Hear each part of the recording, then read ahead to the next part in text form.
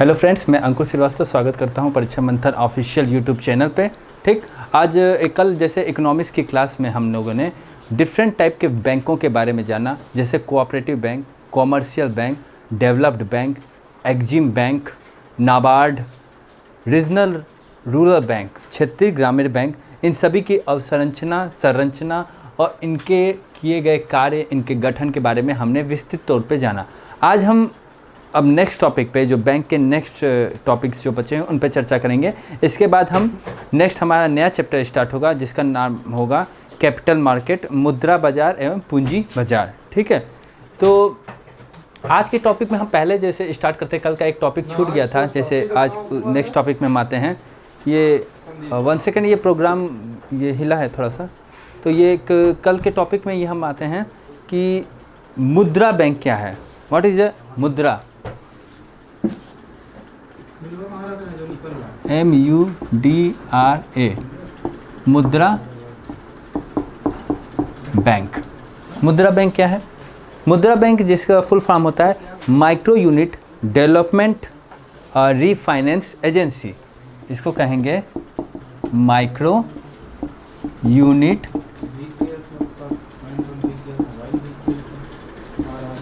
Development refinance agency, ये है मुद्रा बैंक। ठीक, मुद्रा बैंक का जो गठन किया गया वो गठन सन 2015-16 में इसका एक गठन हुआ था। इसकी आवश्यकता क्यों पड़ी? कंपनी एक्ट 2013 के तहत मार्च 2015 में इसका गठन की बात की गई। तो एक जानते होंगे कंपनी एक्ट है, कंपनी एक्ट, कंपनी अधिनियम 2013, इसके तहत मार्च 2015 में क्या हुआ, इसका गठन हुआ। जिसे मतलब इसके गठन की घोषणा कब हुई? जैसे हमने आपको बताया कि वर्ष 2015-2016 में इसकी गठन की घोषणा की गई। और इसमें क्या हुआ कि 7 अप्रैल 2015 को ये NBFC के रूप में पंजीकृत किया गया। तो 7 अप्रैल 2015 इसको NBFC के रूप में गठन। NBFC के रूप में मतलब एक नॉन बैंकिंग फाइनेंशियल कंपनी। इसके बारे में भी हम आपको डिटेल में बताएंगे कि NBFC क्या होता है। NBFC के रूप में इसका गठन किया गया मुद्रा बैंक का, micro unit development refinance agency का। कब? वर्ष 2015-16 के दौरान 7 अप्रैल 2015 को इसका गठन किया गया। और ये क्या कर सकता है कि ये छोटे उद्यमियों को 50,000 रुपये से लेकर 10,000 लाख रुपए तक का लोन देता है, कर्ज देता है। ये इसका मुख्य वर्क है जो कि आपके क्वेश्चन के लिए इम्पोर्टेंट है। तो इसका मुख्य वर्क अगर आप देखेंगे तो मेन वर्क क्या है,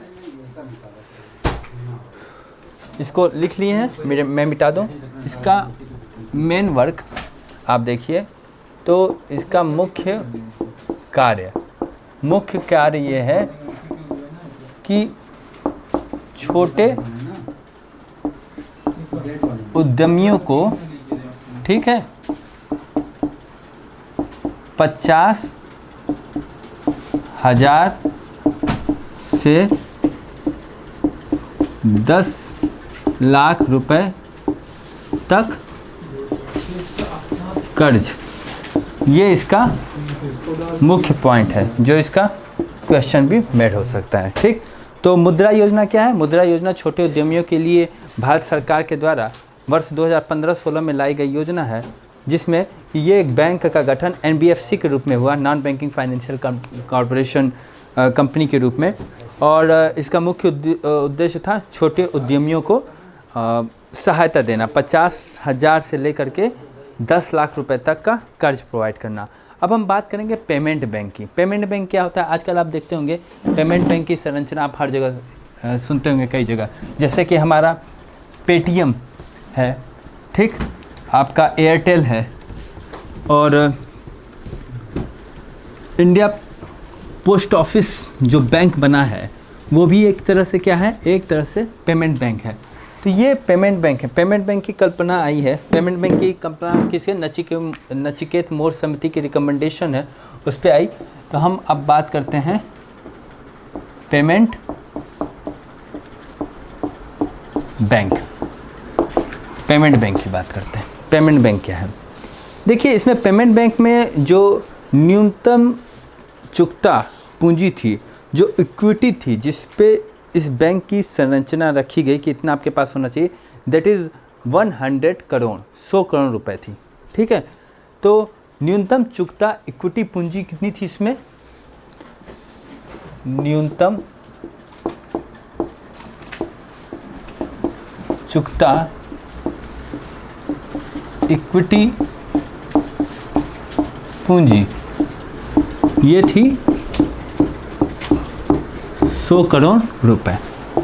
पर ये 100 करोड़ रुपए की जनरेशन किस तरह से हुई?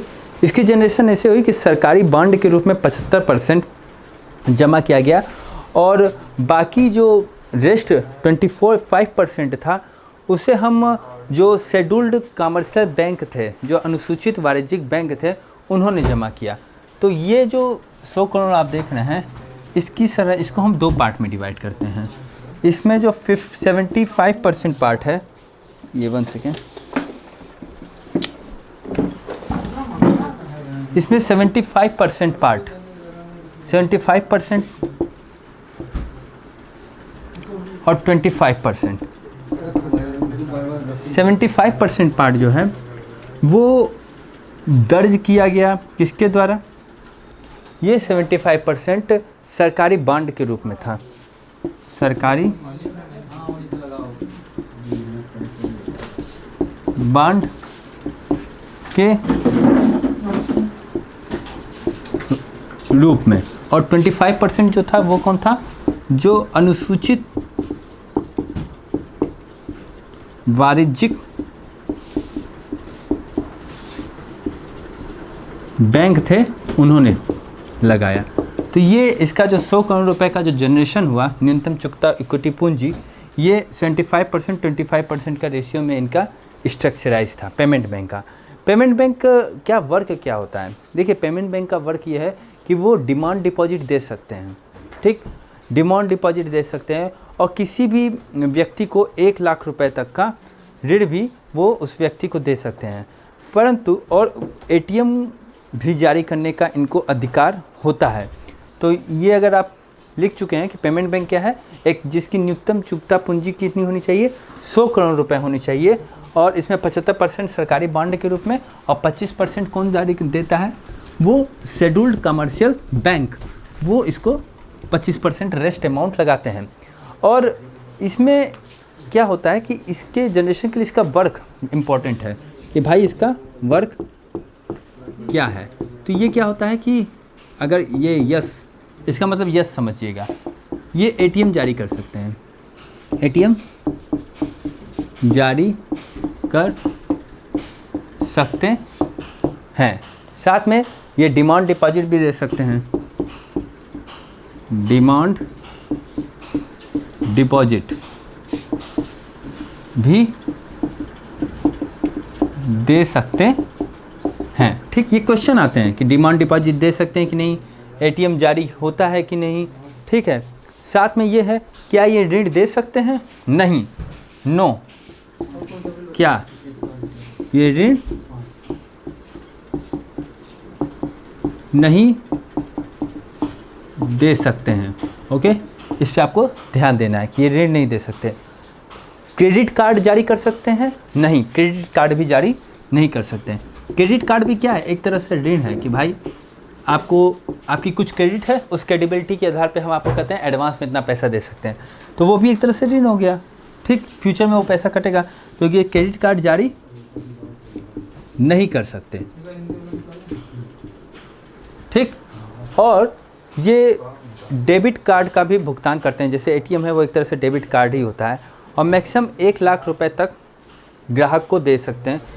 1 लाख रुपए तक का अपना एक उनका जो सेविंग है वो चल सकता है। तो ये पेमेंट बैंक है। पेमेंट बैंक का वर्क क्या है कि एटीएम जारी कर सकते हैं, डिमांड डिपॉजिट भी दे सकते हैं, और इसमें जो इनके सेविंग की अकाउंट है वो मैक्सिमम 1 लाख पर पर्सन, ठीक, व्यक्ति, ठीक, ये है। और ये ऋण नहीं दे सकते और क्रेडिट कार्ड जारी नहीं कर सकते हैं, ठीक है। देखिए, इनमें ग्राहकों की शिकायत के लिए एक प्रकोष्ठ होता है जिसे कहते हैं ग्राहक शिकायत प्रकोष्ठ। तो यहाँ पे एक ग्राहक शिकायत प्रकोष्ठ भी होता है कि ग्राहकों की शिकायत के लिए बनाया जाता है ग्राहक शिकायत प्रकोष्ठ, ठीक।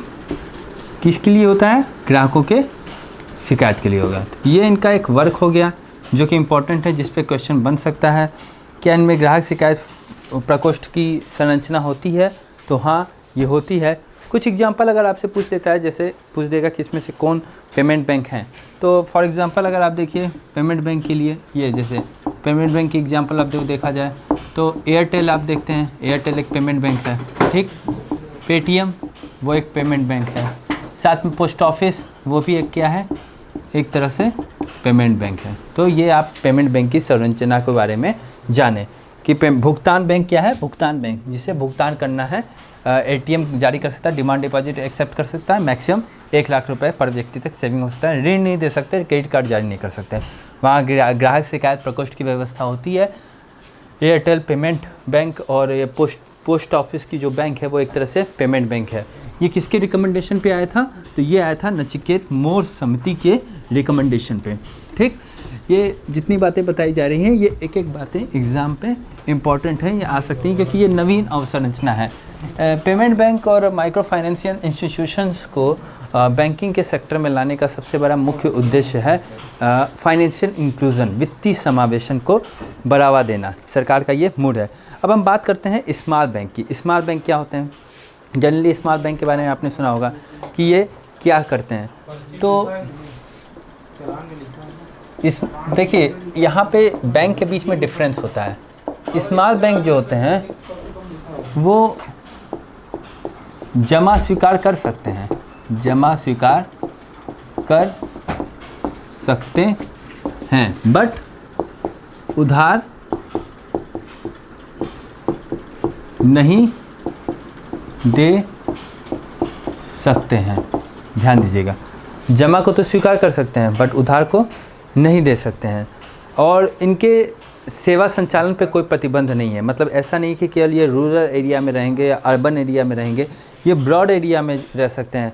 जैसे ग्रामीण है, शहरी है, अर्ध शहरी है। तो इनका जो सेवा क्षेत्र है, वर्किंग एरिया है, ठीक, वर्किंग एरिया वो आप देखेंगे तो वो ग्रामीण एरिया भी हो सकता है, ठीक, शहरी एरिया भी हो सकता है, ठीक।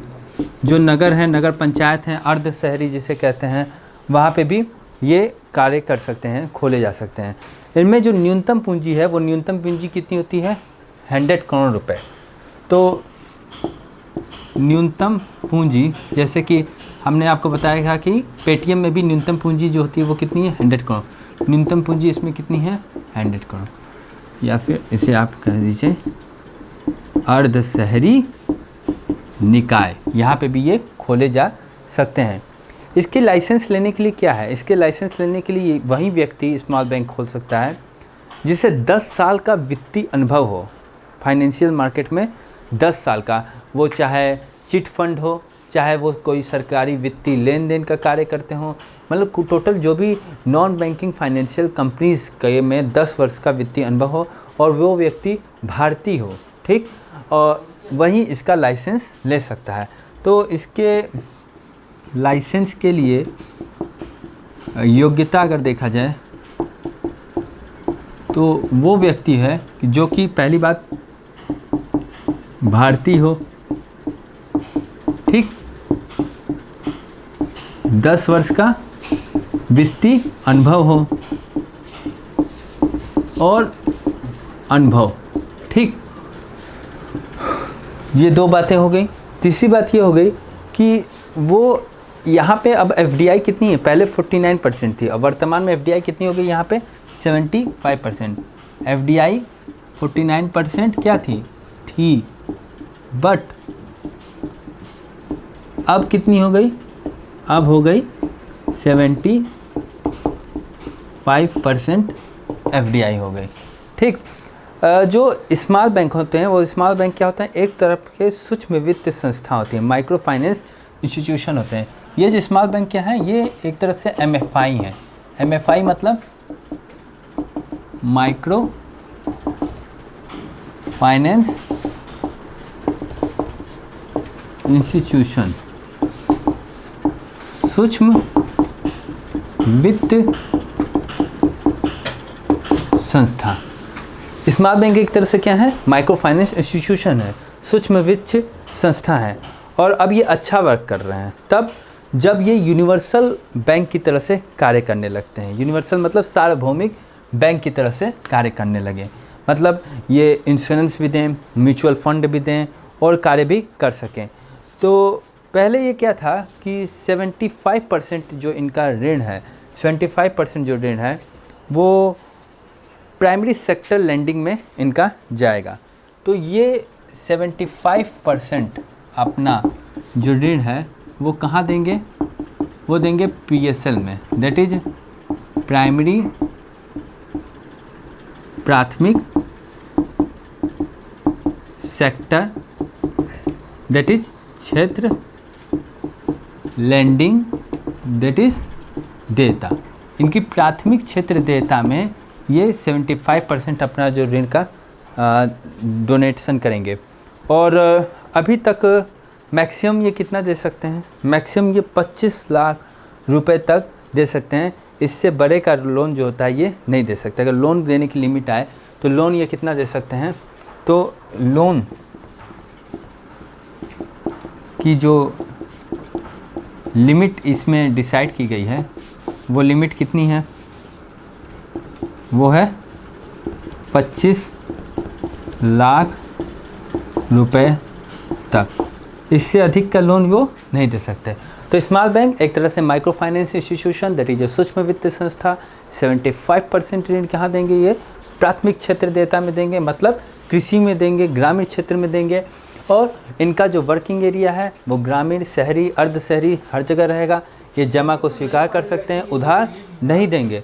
न्यूनतम पूंजी 100 करोड़ है। और लाइसेंस की योग्यता क्या है कि ये भारतीय हो, वो व्यक्ति 10 वर्ष तक का उसका वित्तीय अनुभव हो। और पहले एफडीआई 49% थी, अब इसके एफडीआई 75% हो गए। और लोन की लिमिट देखिए, इसमें क्वेश्चन, ये क्वेश्चन लिमिट मेड हो सकता है, क्वेश्चन यहाँ मेड हो सकता है, साथ में क्वेश्चन इनके वर्किंग एरिया पे मेड हो सकता है, साथ में इनके क्वेश्चन इनके वर्किंग पे मेड हो सकता है कि जमा स्वीकार करते हैं और उधार को नहीं दे सकते हैं। ठीक। ऋण 75% जो है वो प्राइमरी सेक्टर लेंडिंग में जाया जाएगा। और ये एक तरह से स्मॉल बैंक। तो हमने अब बात कर ली कहाँ तक की, हमने बात की मुद्रा बैंक की, स्मॉल बैंक की और प्राइमरी सेक्टर लेंडिंग की। अब हम बात करते हैं सूक्ष्म वित्त संस्था, माइक्रो फाइनेंस इंस्टीट्यूशन की। ये क्या है, इसको नोट कर लीजिएगा। कल से नया टॉपिक हम लोग स्टार्ट करेंगे, मुद्रा बाजार और पूंजी बाजार। उसके बाद हम शेयर मार्केट में इंटर करेंगे। ठीक। तो माइक्रो फाइनेंस इंस्टीट्यूशन, क्या हमारी कोशिश है कि मैक्सिमम जितने भी आपके टॉपिक हैं जो छूट जाते हैं, कई जगह छोड़ दिए जाते हैं, वो कुछ भी छूटे नहीं। इन सभी वर्डों से आप परिचित हो जाए। माइक्रो फाइनेंस इंस्टीट्यूशन, ठीक। सूक्ष्म वित्त संस्था, ये क्या होता है, ये निजी संस्था है, that is a private sectors के।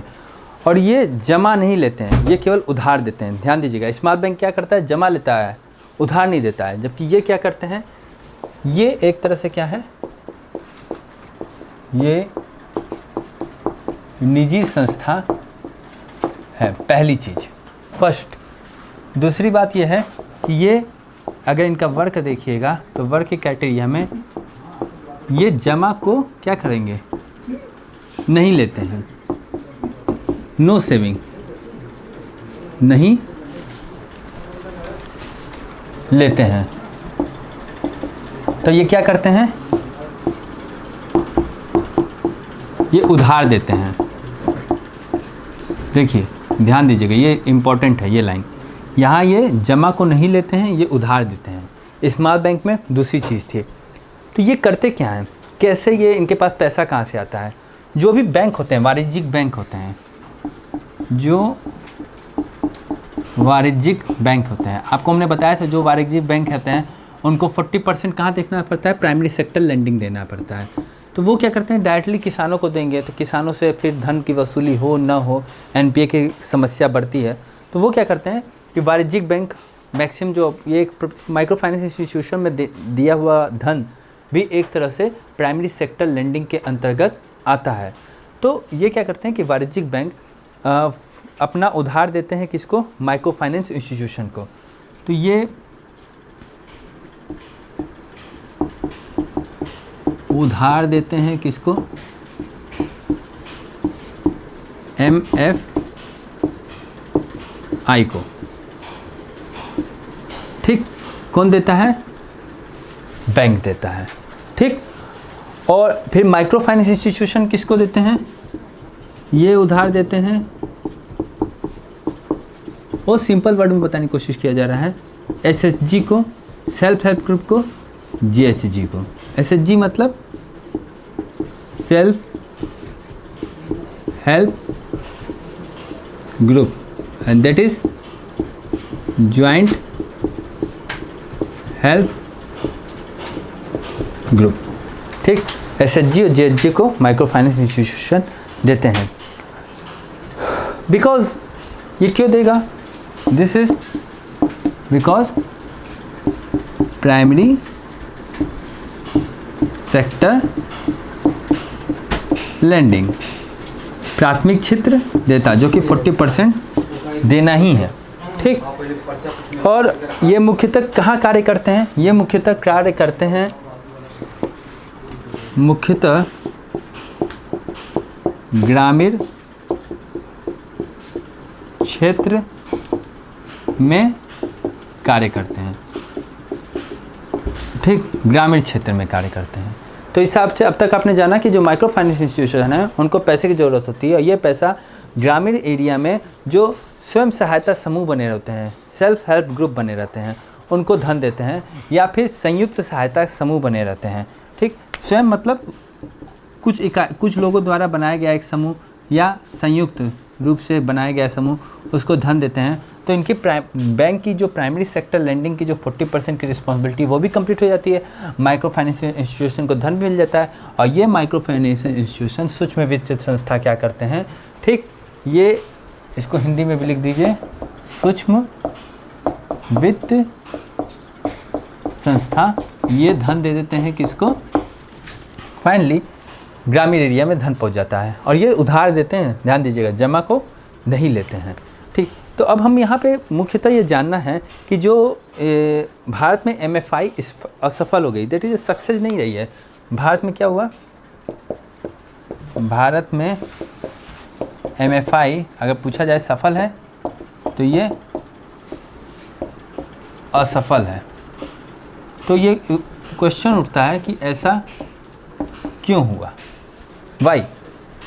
देखिए क्या हुआ कि बैंक से इनका वर्क क्या है कि ये बैंक से लेंगे एक लो इंटरेस्ट रेट पे। इसका रीज़न क्या है, रीज़न अगर देखिए तो रीज़न ये है कि ये हमने आपको बताया कि बैंक से उधार लेते हैं, बैंक से उधार लेंगे तो बैंक ब्याज लेगा, तो बैंक लेता है हाई इंटरेस्ट, सॉरी बैंक से तो मान लीजिए एक कुछ लो इंटरेस्ट रेट पे इन्होंने ले लिया, किसने ले लिया, माइक्रो फाइनेंस इंस्टीट्यूशन ने। और चूंकि इन्होंने पैसा दिया किसको, इन्होंने पैसा दिया फिर मान लीजिए SHG को दिया, GHG को दिया, मतलब रूरल एरिया में इन्होंने धन दिया, टोटल मतलब वो प्राइमरी सेक्टर में।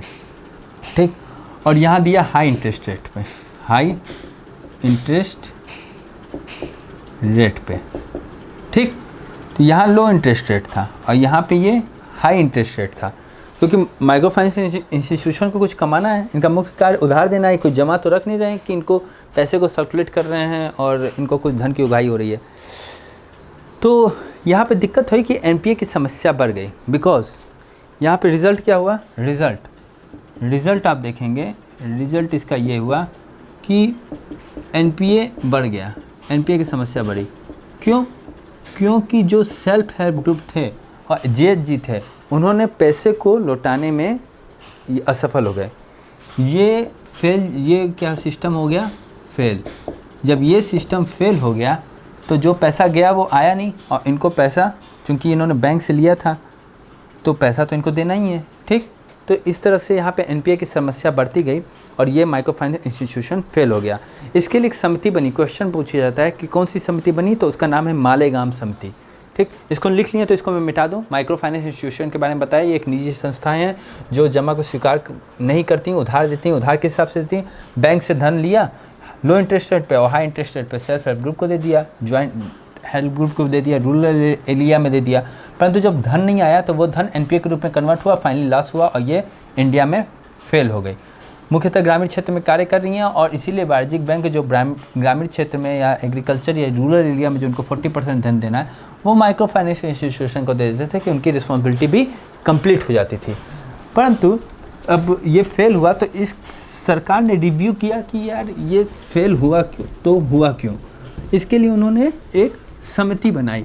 उस समिति का हम नाम क्या कहते हैं? मालेगाम समिति। मालेगाम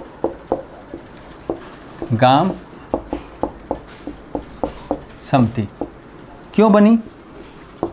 माइक्रो फाइनेंस इंस्टीट्यूशन के लिए बनी।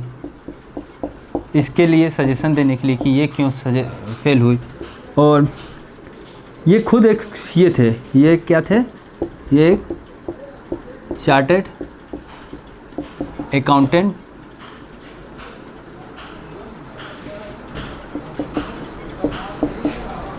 हैं मालेगाम साहब, और उन्होंने क्या है किया है कि एमएफआई का जो विकास किया जाए वो एनबीएफसी के रूप में किया जाए, ठीक है। अब उन्होंने कहा कि ये आप एमएफआई का जो विकास कीजिए वो किस में कीजिए? वो कीजिए नॉन बैंकिंग फाइनेंशियल कंपनी के रूप में। और उन्होंने कहा now called as NBFC MFI. इसको क्या कहा गया? Non banking financial company and micro finance institution, ये इसको कहा गया कि अब आप इसको ये नाम दीजिए, एनबीएफसी एमएफआई कहिए, ठीक। केवल एमएफआई ये नहीं है, ये एक मुख्यतः सूक्ष्म क्षेत्र में, माइक्रो फाइनेंस क्षेत्र में ही ये कार्य करे और ये ऋण 50,000 से जो कम आय वाले हैं उनको ये ऋण दे और नाबार्ड के अंडर में रहे। और ये इसका जो कंट्रोल रहे, ये चूँकि ये प्राइमरी सेक्टर पे वर्क है, नाबार्ड के अंडर में रहे। क्षेत्र क्या है? मुख्यतः ग्रामीण क्षेत्र में कार्य करें, ठीक। क्षेत्र इसका क्या होना चाहिए? ग्रामीण क्षेत्र होना चाहिए, नाबार्ड के अंडर में कार्य करे। और थर्ड चीज़ ये है कि ये लोन उन्हीं को दे, ऋण उन्हीं को दे जो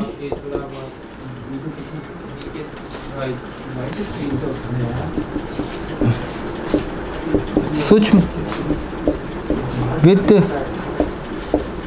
क्षेत्र में लोन उनके दे जो 50,000 से कम आय के हों, उन्हीं को लोन दो। जो इनका 50,000 से कम आय हो उनको लोन दे। इस हिसाब से माइक्रो फाइनेंस इंस्टीट्यूशन, सूक्ष्म वित्त संस्थाएं जो हैं उनको लिए मालेगाम समिति बनाई गई और इस मालेगाम समिति का कार्य क्या था, उन्होंने कहा MFI के लिए ये बनाया जाए और ये चार्टर्ड अकाउंटेंट थे। उन्होंने कहा MFI का विकास NBFC MFI के रूप में किया जाए, इनको नाबार्ड के अंदर में कर दिया जाए। नाबार्ड के ये क्वेश्चन पूछ सकता है, ठीक। मालेगाम समिति क्यों बनी, इसके लिए क्वेश्चन पूछा जा सकता है। अब ये किस तरह से कार्य की जा रही है, इसके रूप में कार्य पूछ सकता है। और ये पैसा किसे दिया जा रहा है, जिसका 50,000 से कम इनकम है, उनको हम पैसा अब देंगे, फाइनेंशियल देंगे। MFI का काम क्या है, उधार देना, न कि जमा स्वीकार करना, ठीक। यहाँ तक हमारा कार्य कंप्लीट हुआ। और अब तक हम लोगों ने क्या जाना, मुद्रा बैंक क्या है, पेमेंट बैंक क्या है, स्मार्ट बैंक क्या है, MFIs क्या होती हैं, ठीक। मालेगाम समिति इनके सुधार के लिए बनाई गई, ठीक। और अब हम बात करते हैं नेक्स्ट टॉपिक, जिसका नाम है NBFC, non banking financial corporation. ये क्या है कि ये बैंकिंग से अलग है, NBFC। क्वेश्चन ये है कि ये बैंक से अलग कार्य करती है, बैंक से अलग है, बट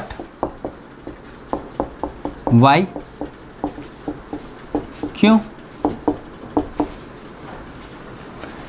ये क्या हुआ कि एक है कंपनी अधिनियम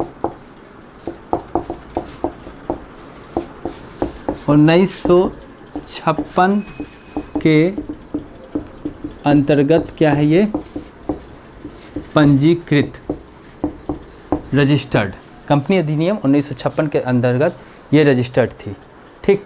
ये क्या क्या कार्य कर सकती है, अगर इनका वर्क देखिए तो ये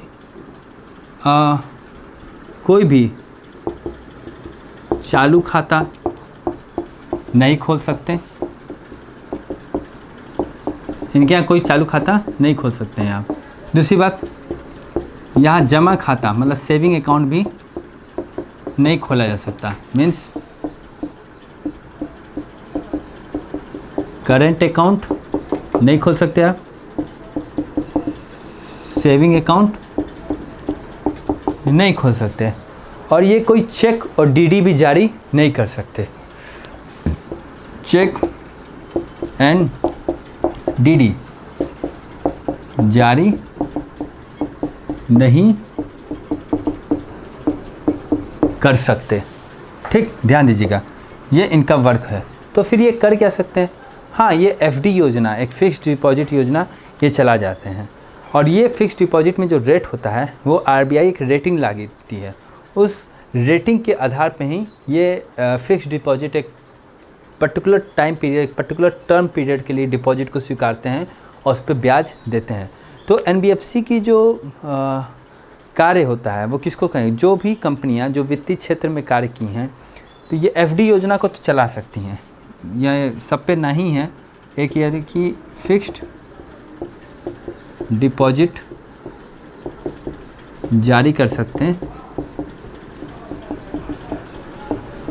और इसके लिए जो RBI द्वारा रेटिंग से ब्याज तय होता है, ठीक। RBI ये डिसाइड करती है, RBI के जो रेटिंग द्वारा ये तय होता है कि इस पे ब्याज क्या दिया जाएगा, ठीक, इस फिक्स डिपॉजिट पे। तो ये सब चीज़ें तो ये ना है ना है ना है, एक ही चीज़ें इन पे यस है, ठीक। हम बात कर रहे हैं कि जो NBFC है वो जारी कौन कर सकता है, ठीक। देखिए, NBFC जारी करने के लिए कोई भी वित्त कंपनी जो कि जिसका 50% आय वित्तीय क्षेत्र है, NBFC के लिए कौन होता है, कोई वित्त कंपनी, ठीक, जिसका 50% आय कहाँ से हो, वित्तीय क्षेत्र से, वित्तीय लेन देन से हो, तो वो NBFC जारी कर सकता है। जैसे मान लीजिए चिट फंड हो या फिर कोई ऋण अदायगी हो, बीमा हो, तो वो इसके अंतर्गत, ये फॉर एग्ज़ाम्पल आप देख सकते हैं, जैसे चिट फंड, बीमा, वित्तीय ऋण अदायगी, ये सब चीज़ें इसके अंतर्गत आती हैं एनबीएफसी के अंतर्गत। तो कोई भी वित्तीय कंपनी जिसका 50% आय वित्तीय लेन देन से हो वो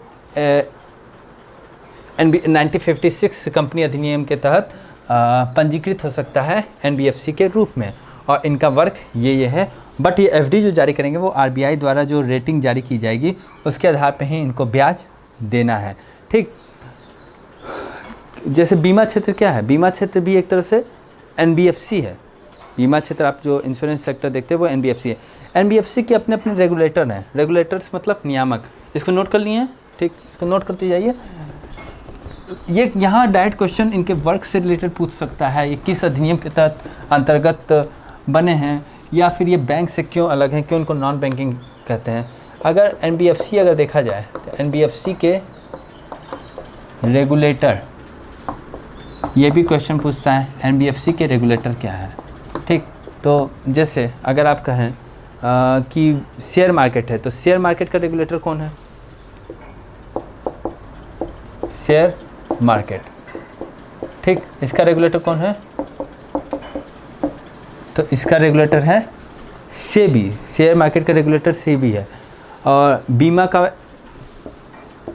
क्षेत्र का रेगुलेटर कौन है, तो वो है इरडा, ठीक। और अगर आप एनबीएफसी में देखा जाए केवल जो नॉन बैंकिंग फाइनेंशियल कंपनी का काम कर रहे हैं तो उनका रेगुलेटर कौन है, हमने आपको बताया आरबीआई के द्वारा जो रेटिंग जारी की जाएगी उसी के आधार पर ये ब्याज दे सकते हैं, तो आरबीआई है।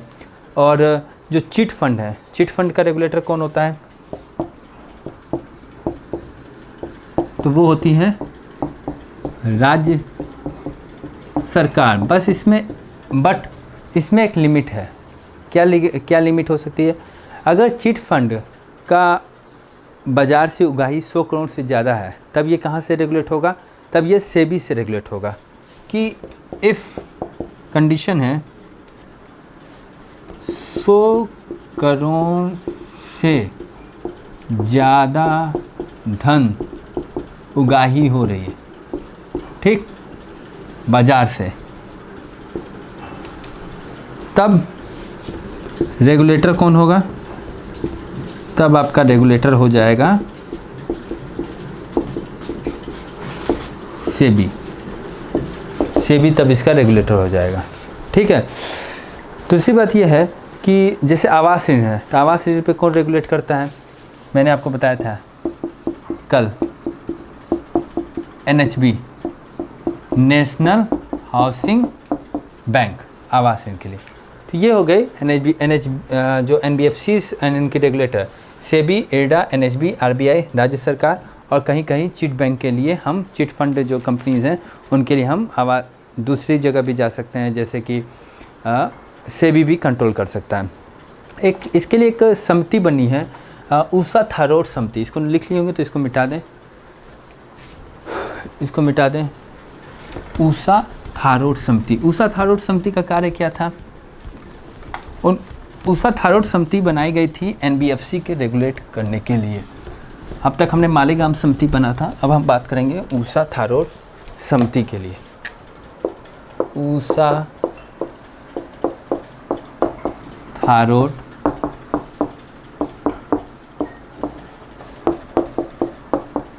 समिति ये बनी थी, इसका निर्माण हुआ था कब, 2010 में इसका निर्माण हुआ और इसने रिपोर्ट दिया था सन 2011 में। एक मिनट, इसे 2010 में इसका निर्माण हुआ कि ज़रा इसको खोलिए, 2010 में इसका निर्माण हुआ, 2011 में इसने रिपोर्ट दी। तो 2010 में इसका क्या हुआ, निर्माण हुआ, ठीक। और थैंक यू, 2011 में रिपोर्ट दी। इन्होंने क्या किया, इन्होंने ये कहा कि कोई भी एनबीएफसी अगर बनती है तो उसका जो कैपिटल एडिक्वेसी रेशियो है, पूंजी पर्याप्तता अनुपात है, वो 7.5% होना चाहिए। उसके बाद कुछ समय बाद वो 12.5% होना चाहिए। इन्होंने कहा कि कोई भी NBFC अगर हो तो उसका जो CAR है, CAR मतलब कैपिटल एडिक्वेसी रेशियो, वो 7.5% हो, और आफ्टर सम टाइम, कुछ समय बाद ये कितना हो, ये आपका 12.5% हो जाए। ठीक, ऐसा उषा थारोट समिति ने कहा। क्योंकि क्या होता है कि NBFC किससे ऋण लेते हैं? NBFC बैंक से ऋण लेते हैं। अगर बैंक, इससे क्या हो सकता है, घाटे में जा सकते हैं। ये ऐसा क्यों हुआ? बिकॉज NBFC को अगर ऋण चाहिए, ऋण लेते हैं किससे? बैंक से, और इसके रिजल्टेंट क्या हो सकता है? NPA की समस्या हो सकती है, NPA की समस्या, और बैंक क्या होगा? घाटे में जा सकता है। ठीक है, तो जो 100 करोड़ से कम पूंजी के जो NBFC हैं उनका पंजीकरण जो है वो अनिवार्य नहीं है। ठीक, जो NBFC हैं जिनकी पूंजी अगर 100 करोड़ से कम है तो उसके लिए पंजीकरण क्या है, वो अनिवार्य नहीं है। बट जो जिनकी पूंजी 100 करोड़ से क्या है, अधिक है, तो उसके लिए अनिवार्य पंजीकरण क्या है, अनिवार्य है। ठीक, ये डिफरेंस है NBFC के इस रजिस्ट्रेशन के लिए एक लिमिट डिसाइड की गई। दूसरी बात ये कहा गया कि अगर NBFC का अगर 25% आपको शेयर बेचना है तो वो 25%, अगर इसका आपको 25% शेयर बेचना है तो परमिशन चाहिए। किसकी? परमिशन, अनुमति by RBI, reserve bank of India से आपको परमिशन लेना पड़ेगा। और NBFC का जो CEO है वो भी RBI के सहमति से ही बनेगा। NBFC का जो गठन है वो NBFC के गठन के लिए न्यूनतम 5 करोड़ रुपए चाहिए। तो इसके NBFC के अगर गठन की बात किया जाए, NBFC का गठन, तो उसके लिए मिनिमम 5 करोड़ रुपए की पूंजी चाहिए, तभी NBFC का गठन हो पाएगा। तो इस हिसाब से उषा थारोट समिति बनी थी। उषा थारोट समिति के निर्माण मुख्य उद्देश्य था NBFC, non banking financial company के बारे में बताने के लिए। उन्होंने कहा कि 2010 में इसका निर्माण हुआ, 2011 में इसने रिपोर्ट दी, और इसने कहा कोई भी NBFC तभी बन सकती है जब उस शुरुआत में उसको कैपिटल एडिक्वेसी रेशियो, मतलब उसका जो पूंजी पर्याप्तता अनुपात है वो 7.5% हो, बाद में 12.5% करे। क्यों? क्योंकि क्या करता है कि NBFC जनरली बैंक से ऋण लेते हैं। अगर NPA की समस्या हो जाती है तो बैंक घाटे में चल जाएंगे, तो उससे उबारने के लिए इनके पास खुद का पूंजी होना चाहिए, और NBFC के गठन के लिए मिनिमम 5 करोड़ होना चाहिए। अगर NBFC की पूंजी अगर 100 करोड़ से कम है तो भाई रजिस्ट्रेशन मत कीजिए, बट अगर 100 करोड़ से अधिक है तो आपको रजिस्ट्रेशन करना अनिवार्य है। और 25% शेयर आप बेचते हैं, बट तो उसके लिए आपको परमिशन चाहिए। किसकी? रिजर्व बैंक ऑफ इंडिया की परमिशन चाहिए। अब हम मानते हैं लीड बैंक क्या होते हैं। देखिए, हर डिस्ट्रिक्ट में एक लीड बैंक होती है। क्वेश्चन आपसे पूछा जा सकता है, lead what is mention by the lead bank, MCQ में भी। तो लीड बैंक उसे कहते हैं, लीड बैंक। कौन होता है लीड बैंक? देखिए,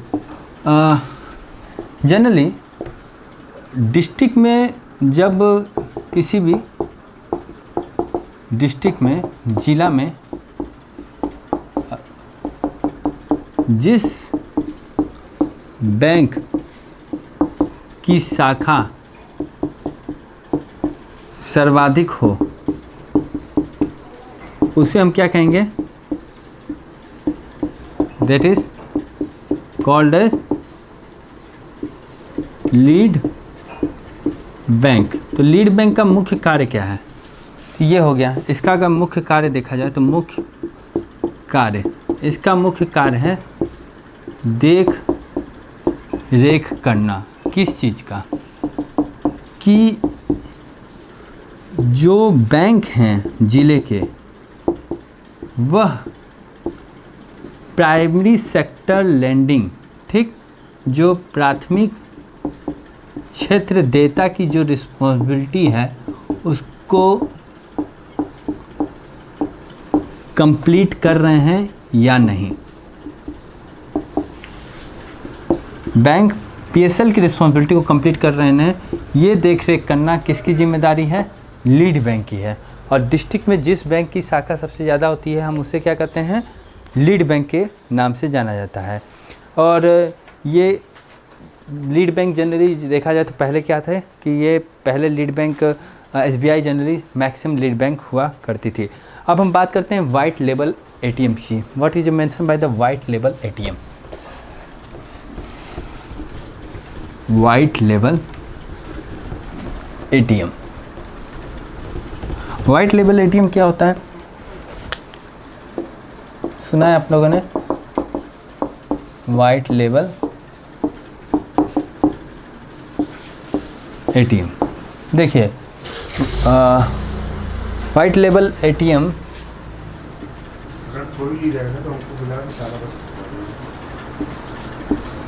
वाइट लेबल एटीएम जो होता है, ये एटीएम क्या होता है? तो थर्ड पार्टी द्वारा स्थापित किए जाते हैं, ठीक। और इनका मुख्य कार्य क्या होता है कि थर्ड पार्टी द्वारा के रूप में लेन देन का कार्य करना। तो थर्ड पार्टी के रूप में, थर्ड पार्टी द्वारा ही स्थापित किए जाते हैं। तो ये एटीएम क्या है कि जो थर्ड पार्टी है, थर्ड पार्टी के रूप में स्थापित है।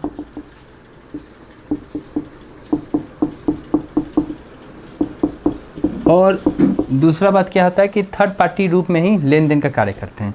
और वर्क क्या है इनका?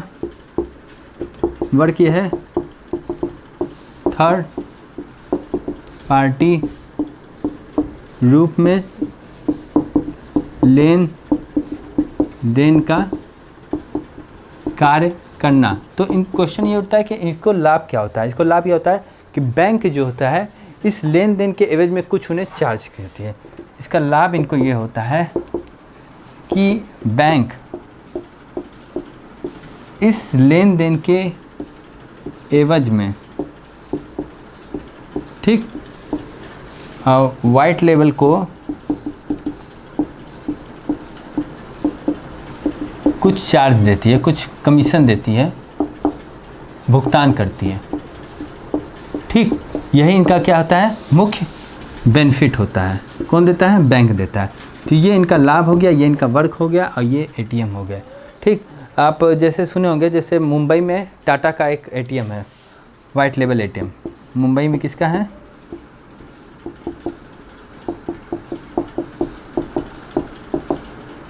टाटा का वाइट लेबल एटीएम में। तो ये इन सभी चीज़ों के बारे में, थोड़ी थोड़ी चीज़ों के बारे में जानना चाहिए। ये पूरे भारत में खासकर ग्रामीण क्षेत्र में खोलने की इसकी बात की जा रही है। प्रधानमंत्री जन धन योजना क्या है? पीएम जन धन योजना, ये एक नो फ्रिल अकाउंट है। इसके बारे में जान गए। वाइट लेबल एटीएम क्या है? ये मुख्यतः अगर आप इसका वर्किंग एरिया देखेंगे, एरिया ऑफ वर्किंग, तो ये क्या है? रूरल एरिया में इनको ज़्यादा फोर्स किया जा रहा है, क्योंकि वहाँ इन सभी का मेन मोटिव क्या है? फाइनेंशियल इंक्लूजन करना। एटीएम जो कि थर्ड पार्टी एटीएम के रूप में के द्वारा स्थापित हैं, थर्ड पार्टी के रूप में लेन देन का कार्य करते हैं। बैंक इन ट्रांजैक्शन के एवज में कुछ उनको चार्ज दे देती है। और ये मुंबई में जैसे फॉर एग्जांपल आप टाटा का कर दीजिए, इनका एरिया क्या है? रूरल एरिया है, ठीक। तो यहाँ तक आया वाइट लेबल एटीएम का कार्य। अब हम नेक्स्ट टॉपिक पे बढ़ते हैं, जिसका नाम है प्रधानमंत्री जन धन योजना। प्रधानमंत्री जन धन योजना क्या है? देखिए, प्रधानमंत्री जन धन योजना का मुख्य जन धन योजना, ये इसका मुख्य क्या है कि जो न्यूनतम पैसे की आवश्यकता या आप कह लीजिए अनिवार्यता जो थी वो क्या हो गई, किस लिए समाप्त, किस लिए, बैंक खाता खोलने के लिए। तो बैंक खाता खोलने के लिए जो न्यूनतम पैसे की आवश्यकता की बात कही जाती थी कि भाई इतना पैसा रहेगा तभी आपका अकाउंट खुलेगा, ये समाप्त हो गई। तो अब न्यूनतम पैसा ज़रूरत नहीं है, तो इसे हम क्या कहेंगे, जीरो बैलेंस अकाउंट कहेंगे। तो अब ये कॉल्ड एज, अब इसको क्या कहा जाता है, जीरो बैलेंस अकाउंट, इसके नाम से इसको हम अब जानते हैं, या नो फ्रिल अकाउंट कहते हैं। और अगर ये 6 महीना पुराना हो जाता है तो हम 6 महीना इसकी एज हो गई इस खाते के खुलने के बाद, 6 महीने के समय के बाद इस पर हम 5,000 रुपये तक का ड्राफ्ट कर सकते हैं, ऋण लेने की सुविधा है। ठीक है, आफ्टर 6 मंथ, ठीक, 6 माह बाद क्या करेंगे, 5,000 रुपये तक के ऋण लेने की सुविधा यहाँ पे दी गई है। साथ में यहाँ पे जीवन बीमा सुविधा भी है। क्या है, जीवन बीमा सुविधा, इंश्योरेंस भी है, जीवन बीमा सुविधा। ये नो फ्रिल अकाउंट है, नो फ्रिल अकाउंट। ठीक, तो ये आपका हो गया प्रधानमंत्री जन धन योजना, जो कि न्यूनतम पैसे की आवश्यकता इसके लिए न्यूनतम से ख़त्म, इसलिए जीरो बैलेंस अकाउंट करते हैं। 6 महीने बाद इसमें 5,000 रुपये तक का ऋण भी ड्राफ्ट कर सकते हैं। ये क्वेश्चन पूछा जा सकता है, इसमें इंश्योरेंस भी होता है। ठीक है, नो फ्रिल अकाउंट कहा जाता है, जीरो बैलेंस अकाउंट कहा जाता है। ठीक, अब हम बात करते हैं, तो इसको नोट कर लीजिएगा। ठीक, अब हम बात करते हैं नेक्स्ट टॉपिक, रुपे कार्ड की। रुपे कार्ड क्या होता है, देखिए रुपे कार्ड ये है कि ये एक तरह का स्वदेशी का प्लास्टिक कार्ड होता है और विश्व का 7वां कार्ड है, रुपे कार्ड है। ये क्या है, स्वदेशी प्लास्टिक कार्ड जो विश्व का 7वां इस टाइप का कार्ड है। ठीक है, और प्लास्टिक कार्ड है। रुपे कार्ड क्या होता है, बैंक से ट्रांजैक्शन करने पे जो मिडिल मैन का कार्य करता है। इसका वर्क क्या है, वर्क है बैंक से ट्रांजैक्शन करने पर मिडिल मैन के रूप में कार्य करता है।